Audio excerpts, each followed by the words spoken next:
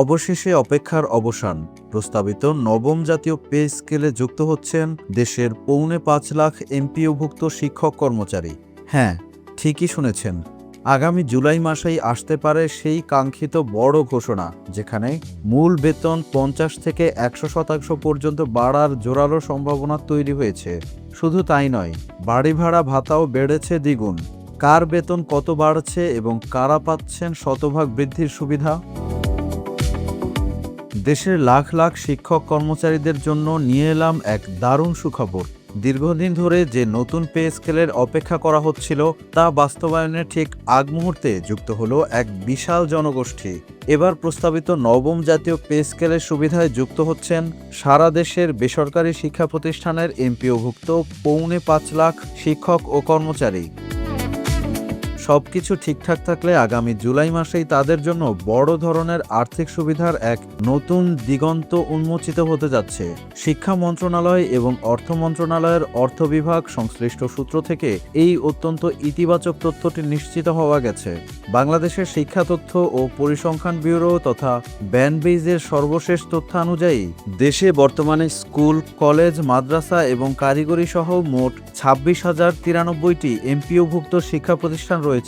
আর এই প্রতিষ্ঠানগুলোতে কর্মরত আছেন ৪,৭৮,৮৯৮ জন শিক্ষক কর্মচারী। এই বিশাল সংখ্যক জনবল এবার সরকারি পে স্কেলের আওতাভুক্ত হতে যাচ্ছেন।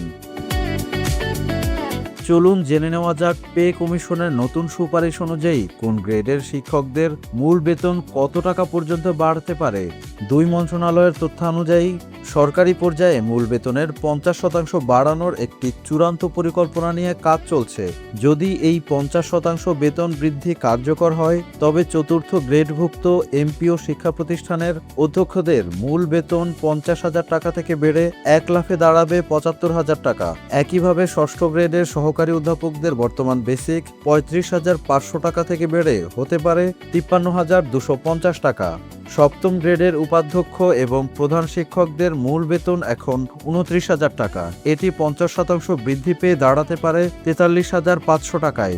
অন্যদিকে নবম গ্রেডের কলেজ প্রভাষকদের মূল বেতন ২২,০০০ টাকা থেকে বাড়িয়ে ৩৩,০০০ টাকা করার সম্ভাবনা রয়েছে এবং দশম গ্রেডের বিএডধারী সহকারী শিক্ষকদের বর্তমান ১৬,০০০ টাকার বেসিক বেড়ে দাঁড়াবে ২৪,০০০ টাকায়। এই পরিবর্তনগুলো শিক্ষক সমাজের জীবনযাত্রার মান উন্নয়নে এক বিশাল ভূমিকা রাখবে বলে মনে করছেন বিশেষজ্ঞরা। তবে সবচেয়ে আকর্ষণীয় এবং চমকপ্রদ তথ্যটি রয়েছে ১১তম গ্রেড থেকে ২০তম গ্রেডভুক্ত বেসরকারি এমপিওভুক্ত শিক্ষক কর্মচারীদের জন্য। সংশ্লিষ্ট সূত্র জানিয়েছে, এই স্তরের কর্মচারীদের জন্য সরকারের টেবিলে দুটি ভিন্ন হিসাব বা প্রস্তাব বিচারাধীন রয়েছে। প্রথম প্রস্তাবটি হলো ৫০% বেতন বৃদ্ধি এবং দ্বিতীয়টি হলো ১০০% বা শতভাগ বেতন বৃদ্ধি। যদি শতভাগ বেতন বৃদ্ধির প্রস্তাবটি পাশ হয়, তবে চিত্রটি কেমন হবে তা একটু দেখে নেওয়া যাক। ১১তম গ্রেডের বিএডবিহীন সহকারী শিক্ষকদের মূল বেতন ১২,৫০০ টাকা। এটি ৫০% বাড়লে হবে ১৮,৭৫০ টাকা, কিন্তু শতভাগ কার্যকর হলে তা সরাসরি গিয়ে দাঁড়াবে ২৫,০০০ টাকায়। ১৬তম গ্রেডের অফিস সহকারী কাম হিসাব সহকারী ও কম্পিউটার অপারেটরদের বর্তমান বেসিক ৯,৩০০ টাকা। ৫০% বৃদ্ধিতে এটি হবে ১৩,৯৫০ টাকা এবং দ্বিগুণ বা শতভাগ কার্যকর হলে তা দাঁড়াবে ১৮,৬০০ টাকায়। ১৮তম গ্রেডের ল্যাব সহকারীদের বর্তমান মূল বেতন ৮,৮০০ টাকা। এটি ৫০% বাড়লে হবে ১৩,২০০ টাকা এবং ১০০% বাড়লে হবে ১৭,৬০০ টাকা।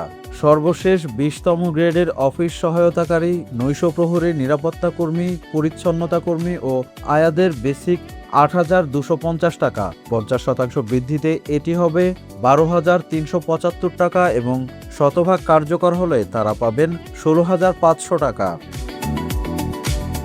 মূল বেতনের পাশাপাশি এমপিওভুক্তদের জন্য বাড়ি ভাড়া ভাতাও এক লাফে অনেকটা বাড়ছে। আপনারা হয়তো অনেকেই জানেন, গত বছরের ২১ অক্টোবর অর্থ মন্ত্রণালয় এমপিওভুক্ত শিক্ষক কর্মচারীদের বাড়ি ভাড়া ভাতা ২ ধাপে মোট ১৫% বাড়ানোর একটি অনুমোদন দিয়েছিল। এরই মধ্যে প্রথম ধাপে গত বছরের নভেম্বর মাস থেকে মূল বেতনের ৭.৫% হারে বাড়ি ভাড়া কার্যকর করা হয়েছে।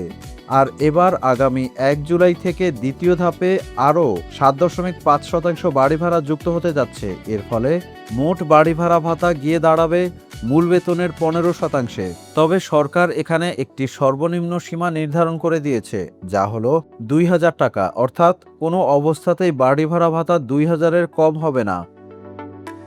অর্থ মন্ত্রণালয়ের এই ইতিবাচক সিদ্ধান্ত দেশের বেসরকারি শিক্ষা খাতের স্থবিরতা কাটিয়ে তুলতে এবং শিক্ষকদের দীর্ঘদিনের অর্থনৈতিক সংকট দূর করতে এক ঐতিহাসিক মাইলফলক হিসেবে কাজ করবে।